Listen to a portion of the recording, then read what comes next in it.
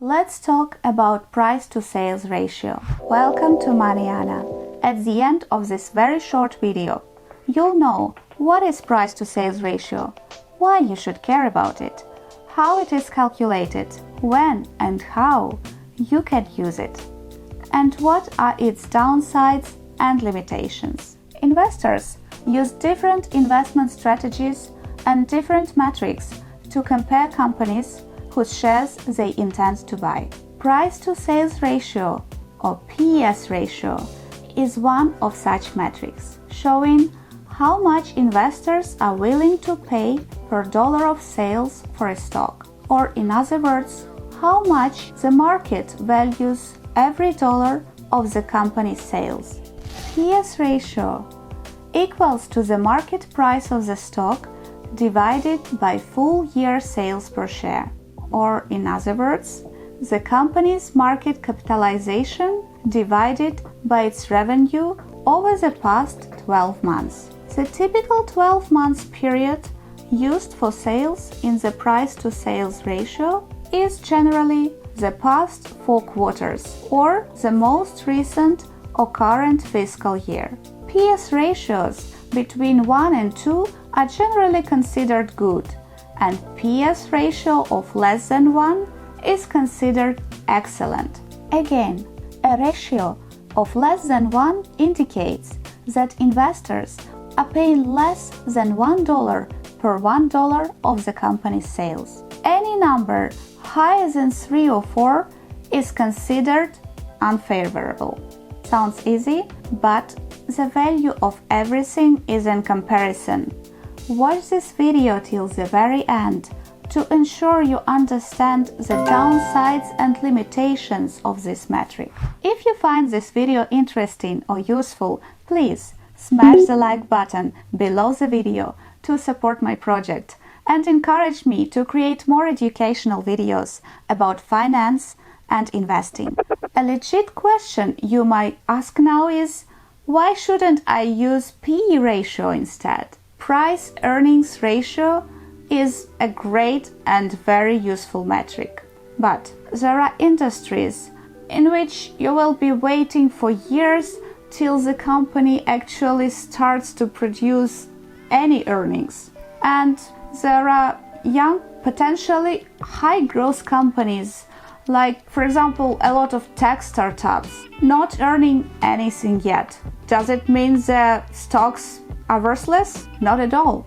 As you see, this metric is especially useful if a company isn't earning any profit yet.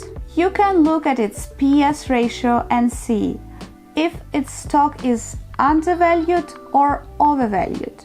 A low ratio can imply the stock is undervalued, and a high ratio can indicate that the stock is overvalued. PES ratio also is very handy when a company begins to suffer losses and as a result has no earnings with which you can assess its shares. Alright, PES ratio is a great tool, but you should never fully rely on it when doing your own assessment. Why? First, PES ratio doesn't take into account whether the company makes any earnings or whether it will ever make any earnings. Second, comparing PES ratios carries the implicit assumption that all companies in the comparison have an identical capital structure, which just can't be true. And of course, PES ratio is literally useless if you want to compare companies from different industries. Third, PES ratio doesn't take into account companies' debt. If you know for sure that the company you're looking at has liabilities or debt, consider using enterprise value to sales ratio, as it uses enterprise value instead of market capitalization. Enterprise value adds debt and preferred shares to the market capitalization and extracts cash. So enterprise value to sales ratio is a better metric and has more value for investors. Although It involves more steps and it isn't always easily available. Once again, a low PS ratio means good news for you, while a very high PS can be a red flag, meaning do not buy. It's overvalued. Don't forget that the PS ratio must be used with other financial metrics and ratios to determine whether a stock is valued properly. Low PS ratio together with high profit margins, low debt levels, and high growth prospects is a great indicator of value. In my following videos, I'll tell you about all the metrics used within fundamental analysis, and you'll soon discover that value investing is not rocket science. In fact, even rocket science is not rocket science if you are diligent, persistent, and consistent. Subscribe to Mariana and comment under this video what you are most interested in. I'll pick the topic of my next video from your comments. I hope you liked this video and it was useful for you. Thank you for watching. Bye.